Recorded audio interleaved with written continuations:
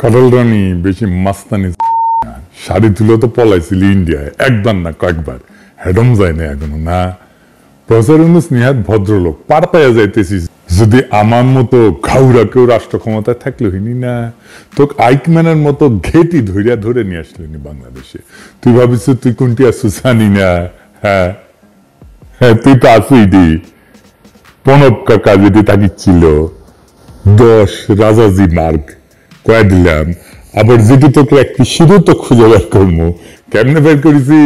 তুই এটা বেকু যা নতুন জায়গায় যা, আবার খুঁজে বের করবো। তুই সারা জীবন দৌড়ে বেড়াবো, তোর জান আমি কালা কালা করে দিব। আজকে স্যাম্পল দিলাম একটু, আরো অনেক কিছু জানি, পরে কমুনি।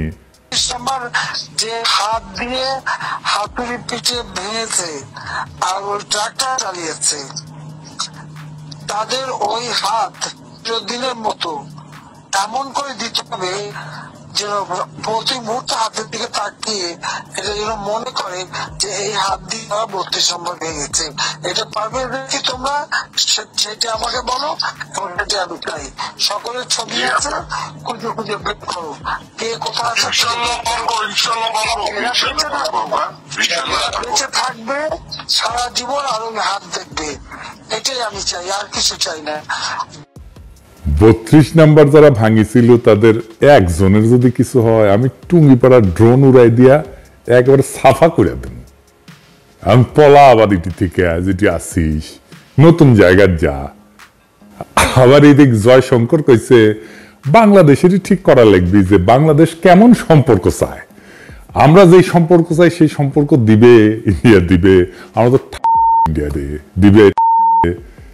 তোর সাথে সম্পর্ক না রাখলে কি হবে রে? কিছুই হবে না, আমাদের কিছুই হবে না। ফুটশালা গোমূত্র সেবী। এর সামনে গিয়ে হাত কসলে এসছে আমাদের স্বরাষ্ট্র উপদেষ্টা কয়েকদিন আগে। এই হইতেছে তার ফলাফল।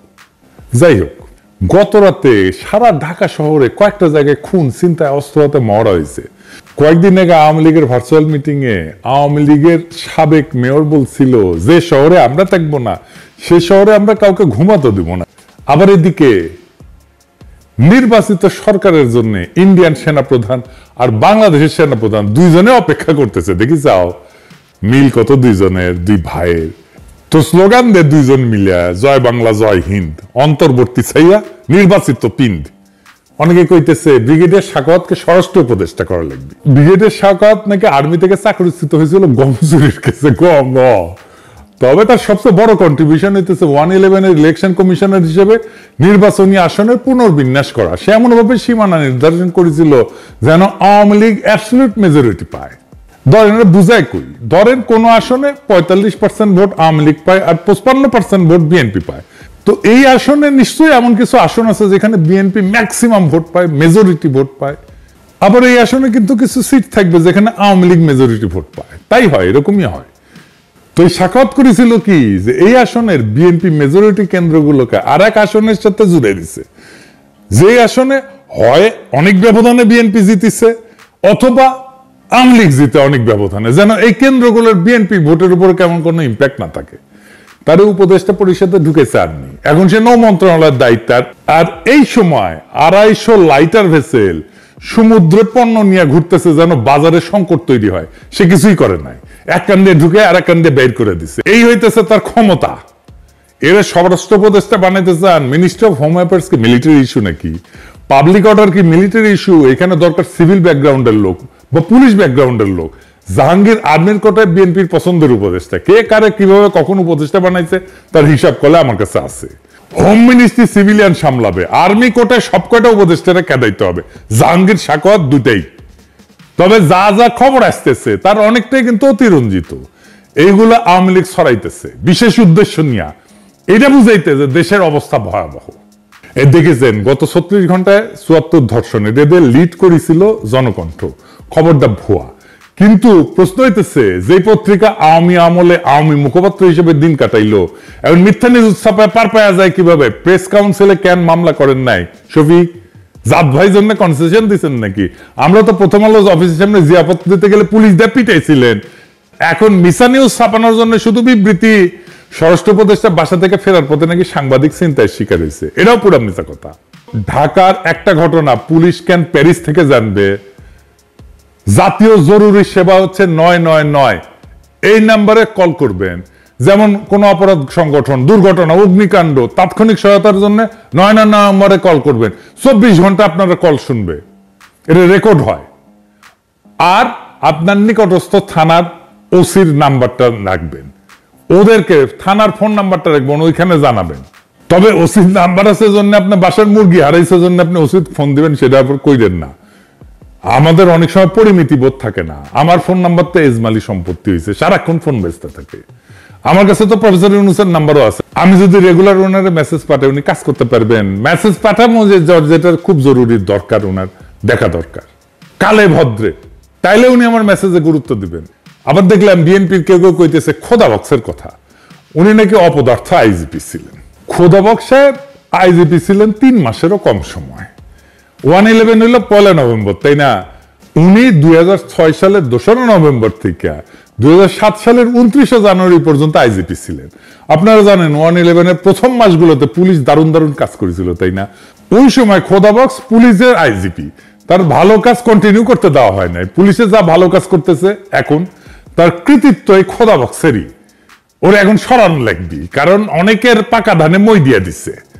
এই জেনারেল জাহাঙ্গীর হইতেছে এটা পথের বাধা, যে কাজগুলোর গতি থামায় দেয়। আচ্ছা, স্বরাষ্ট্রের কথা বাদই দেন, উনি তো ওই জাহাঙ্গীর তো আর একটা মন্ত্রণালয় সামলায়, কৃষি মন্ত্রণালয়। ওইখানে ভয়াবহ অবস্থা, এক সচিব রাখিছে হাসিনার লেসপেন্সার। দেখেন ওরে নিয়ে বিক্ষোভ হয়, সার নিয়ে কৃষক মহাবিপদে। দেখেন আপনারা তো জানেন আমি ফার্মা ইন্ডাস্ট্রিতে কাজ করেছি। এই ইন্ডাস্ট্রিতে আমার ভাই ব্রাদার, কলিগ, সাবেক বস, বন্ধু সবাই আছে। তো আমার এক বন্ধু, সে আবার ব্যবসাও করে, এই ফার্মাসিউটিক্যালে সারের ব্যবসাও করে। আমারে কইল, দাদা ভয়াবহ সময় আসতেছে, সার নিয়ে বেড়া সারা অবস্থা করে দিচ্ছে।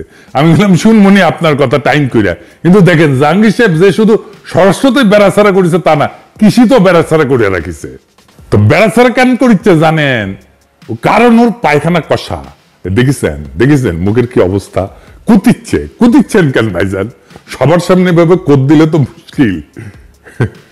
যারা অপদার্থ জাহাঙ্গীরের ছাইরা খোদা বক্সার ছাত্রদের পিছে লাগে, তাদের জিগান খোদা বক্সার ছাত্ররা যদি স্বরাষ্ট্র মন্ত্রণালয় চালায়, তাহলে জাহাঙ্গীর আছে কেন? তুই তো এমনি চলে যাওয়া উচিত। আর কোন আক্কালে রিকমেন্ড করেছিল তারে বিএনপি? আর জাহাঙ্গীর সাহেব আপনি যে হুশে নাই, তার প্রমাণ রাত 3টায় সাংবাদিক সম্মেলন ডাকিছেন। আপনার বিন্দু মাত্র সেন্সিটিভিটি নাই। এত রাতে সাংবাদিকরা যাবে আপনার বাসায়, আপনি কি মহারাজা? যাই হোক, আপনি স্বরাষ্ট্র মন্ত্রী হিসেবে, স্বরাষ্ট্র উপদেষ্টা হিসেবে কি করবে পারলেননি, সেটা কই শুনেন, মন দিয়া শুনেন। আপনি কোন জাহাঙ্গীর সাহেব, আপনি কয়টা থানায় ভিজিট করেছেন ফিজিক্যালি? উপদেষ্টা হওয়ার পরে কয়বার আপনার বাহিনীর লোকদের সাথে মাঠে গিয়ে দেখা করেছেন, তাদের সাথে ক্যান্টিনে খাইছেন, তাদের পরিবারের খোঁজ খবর নিছেন, তার জন্য উদ্বুদ্ধ হয় এমন কাজ করছেন? কথা বলছেন? বলেন নাই। যে বিশাল বাহিনীর নেতা, সেই বাহিনীর লোকরা যেন বুঝে আপনি তাদের পিতার স্নেহে নেতৃত্ব দিচ্ছেন, তাইলে ওরা আপনার জন্য হাসতে হাসতে জীবনটাও দিয়ে দিতে পারবে। আপনার কোনো পরিকল্পনা লাগবে না, কোনো প্রণোদনা দেওয়া লাগবে না। তারা নিজেরাই নিজের কাজটা সবচেয়ে ভালো করে করার চেষ্টা করবে, কারণ সে জানবে আপনি আন্তরিকভাবে আপনার বাহিনীকে নিয়ে গর্ব করতে চান।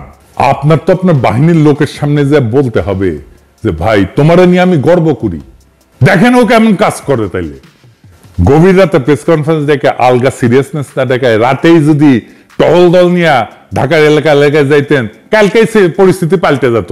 আমি নিজে যদি ষষ্ঠ উপদেষ্টা হইলামিনি, তাইলে গাড়ি ভর্তি করিয়া ওই দিনই খাবার পানীয় নিয়ে প্রত্যেকটা টহল দলের সাথে দেখা করতাম, তাদের উৎসাহ দিতাম, সারা ঢাকার রাস্তায় চষে বেড়াতাম, নাগরিকদের সাহস দিতাম।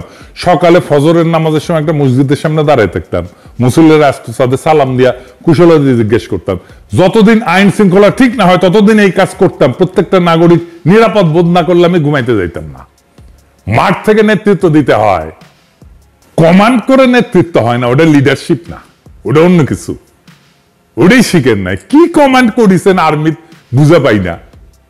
যাই হোক, আইন শৃঙ্খলার অবস্থা পরিকল্পিতভাবে খারাপ করার সব ব্যবস্থা আওয়ামী লীগ করতেছে। শুধু কি আওয়ামী লীগ, আমাদের সুশীলদের প্রিয় মাহমুদুর রহমান মান্না, তার দল নাগরিক ঐক্য ঢুকেছে আওয়ামী লীগরা। তারা বগুড়া শিবগঞ্জে যুবদলের নেতার বাসায় ককটেল হামলা করেছে।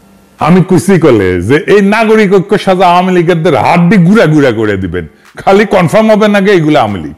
সব গ্যাঞ্জামের পিছিয়ে আপনি আওয়ামী লীগ পাবেন। আগস্ট মাসে ডাকাতি করার জন্য আওয়ামী লীগ লোক ভাড়া করেছিল না, ভুলে গেছেন? দেখেন পাড়ায় পাড়ায় আবার আগস্টের মতো পাহারা বসানো যায় কিনা ভাইবা দেখবেন। আগস্টের সেই পরিস্থিতি আবার হাজির হয়েছে। আমরা একটা কিন্তু যুদ্ধাবস্থায় আছি, লড়াই এখনো থামে নাই। পাড়ায় মহল্লায় আবার নতুন করে পাহারা শুরু হোক, ছিনতাইকারী ডাকাতার মস্তানদের হাড্ডি গুঁড়া গুঁড়া করে দেবেন, জিন্দেগিতে যেন নিজের পায়ে ভর দিয়া খাড়া হইতে না পারে। বিপ্লবকে এত সহজে ধ্বংস করতে দেব না।